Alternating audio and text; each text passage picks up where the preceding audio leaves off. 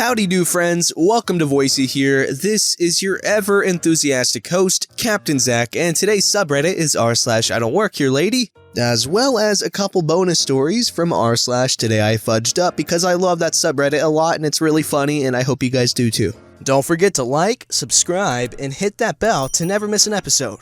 This story's called Jumping into the Wrong Moving Car. I was reminded of this story from a few posts here about getting into the wrong cars. This is honestly one of the funniest things I have ever witnessed.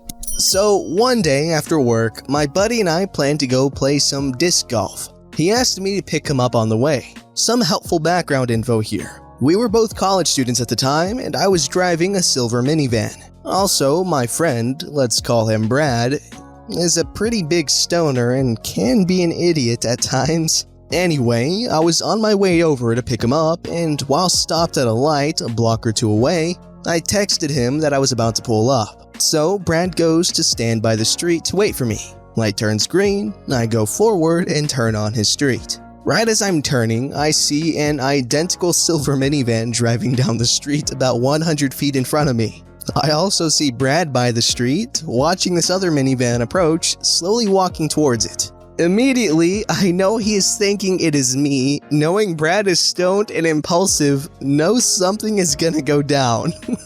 Unfortunately for the other minivan driver, he wasn't driving very fast and also had his windows rolled down. So, naturally, Brad, not looking too closely, thinks it's me messing with him by not slowing down, and he proceeds to start sprinting at this car and jumps headfirst through the open passenger side window. Oh, I'm sorry. I cannot believe what I just witnessed and stopped my car, doubling over in laughter as half of Brad is still sticking out of this car as it slams to a halt. And he finishes squirming his legs into the seat. He then finally looks up at the driver and goes, "Oh, you're not OP."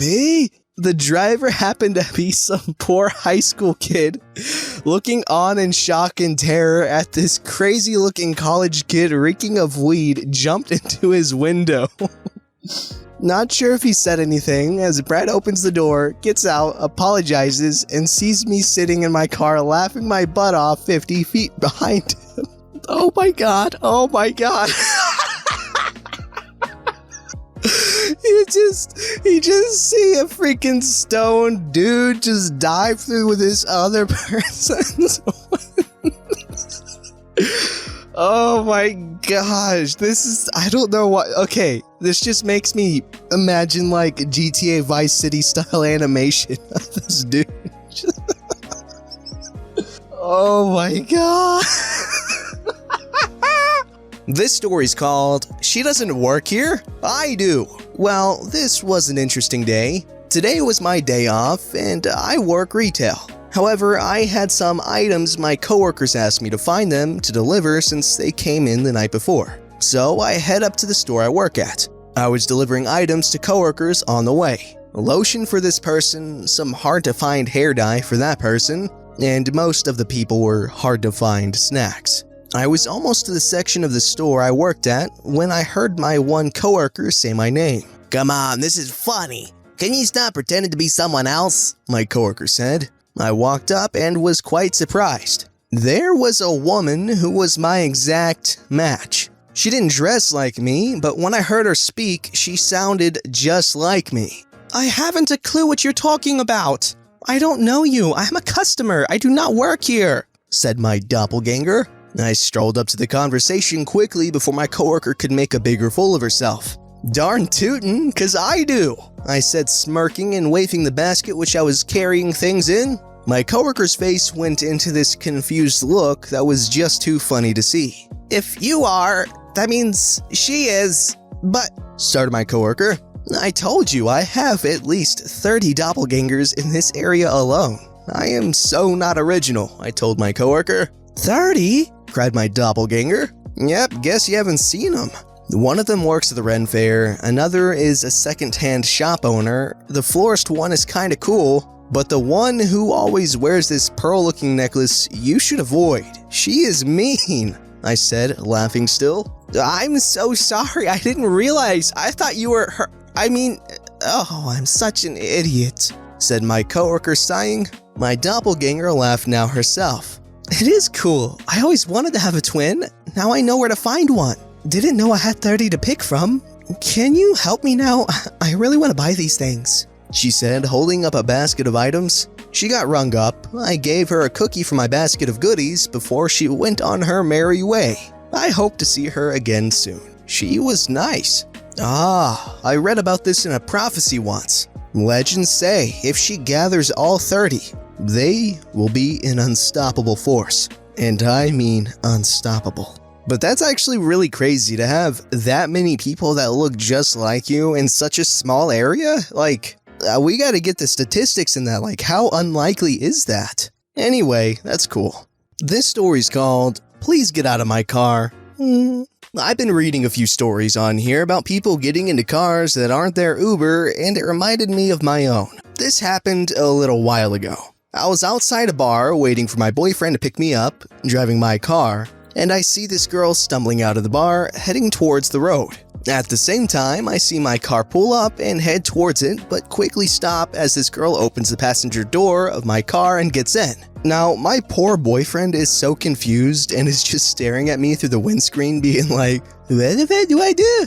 And he tells her that this is not her Uber and that he's picking up his girlfriend. This chick is adamant, however, saying this is definitely her Uber because, you know, she ordered one and this had to be it. By this point, I'm standing at the passenger side door telling her that she's in the wrong car, but she's now refusing to get out and telling my boyfriend to take her home. People are starting to come out of the bar and are watching the scene unfold.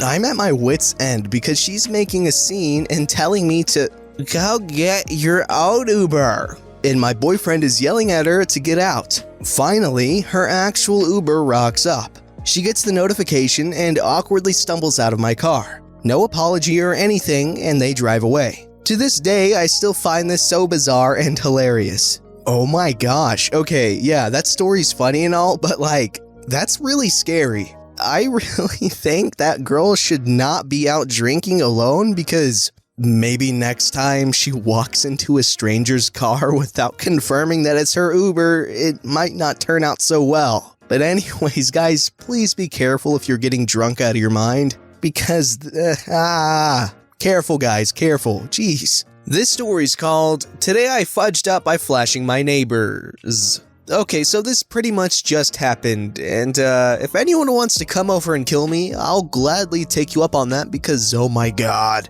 Some backstory because context is really important here. First off, I am a writer. Definitely not professionally, and I know I'm not good enough to ever actually publish anything or make a career out of it, but it's a hobby I enjoy, even if I can never finish a story. Now, when I write, I do so laying in bed, propped up on pillows. I know it's bad for my back, but don't at me. And I do so very much naked.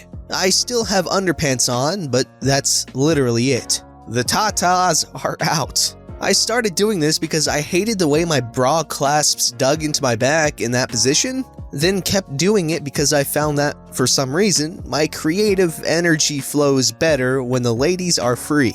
It might just be a placebo effect, but whatever gets rid of writer's block, I'll take it. So, a day or so ago, I ran into the girl who lives in the room next to me, who I'll call Emma. Emma had gotten hit with some ambiguous cold flu symptoms, and me being the desperate for approval little gardening tool that I am, mentioned that I had decongestants and stuff back in my room. I handed her a pill, she thanked me profusely, and I told her that if she ever needed more, she could just ask and I'd try to help. Well, fast forward to tonight.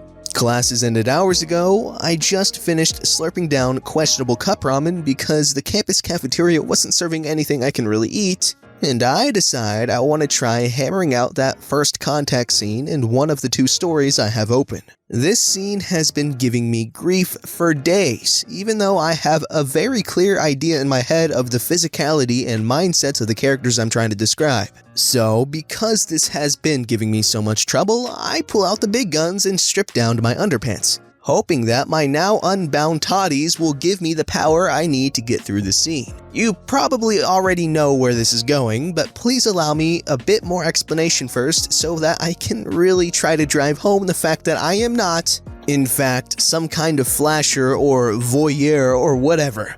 Back when I was at home, my mother came and went from my room pretty much as she pleased. She'd knock once, then walk in the second I made any noise, regardless of what state of dress I was in. I mean, she was my mom. Why would she care?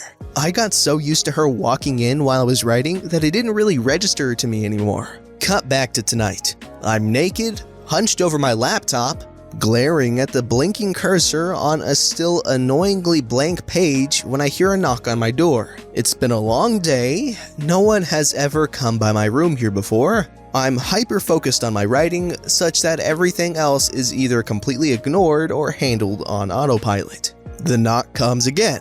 My addled brain supplies me with nothing more than the passing thought of, "Oh, it's Mom!" Completely standard, I think, nothing of importance. "Come in," I grunt. The door swings open. "Hey, sorry to bother you again, but The voice cuts off. The voice, which was decidedly not my mother's. That disconnect is enough to snap my attention back to the present. My mother isn't here. I'm not at home. Instead, I'm on a college campus 16 hours away. And the person who just spoke was my neighbor, Emma. My neighbor who is staring at me with a rapidly reddening face. I look down, still more than a bit slow, only to discover that I am, indeed, still very much naked. My stomach drops straight out of my body and into a free dive worthy of an Olympic medal. "Sorry," Emma squeaks, bolting away. In her haste, she slams the door,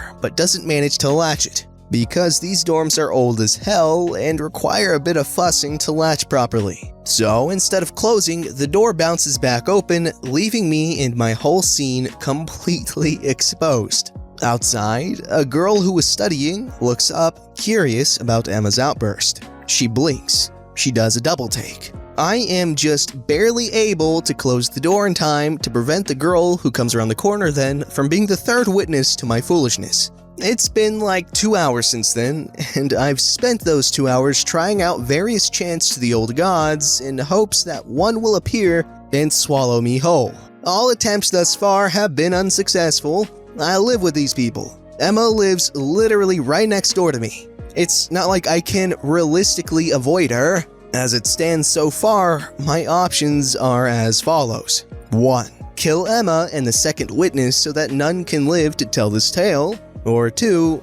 Just stay holed up in here in my room until I eventually die. Oh, honey. Well, option 1 is no longer available given the fact that you just told this story. But yes, casual nudity when you're alone will be your downfall because you will eventually get too comfortable being naked that you will forget that you're naked. And just in case you don't believe me, Exhibit A right here, guys and girls. In all seriousness, I don't think this is that big of a deal unless she makes it a big deal. Everyone's only gonna feel awkward about it if you are awkward about it. It might be a little too late to come out of the situation without buckets of awkwardness. If she acted swiftly, put on her clothes, and went outside laughing and been like, "Oh my god, I'm so sorry, I forgot that I was naked," and just explain what you just explained to us, and laugh about it. If you screw up and it's kind of silly for the other person, just laugh about it and be like, "Ha ha ha."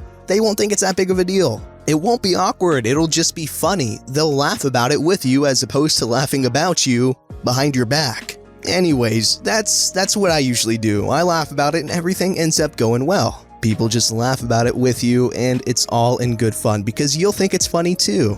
Anyways, that's my advice.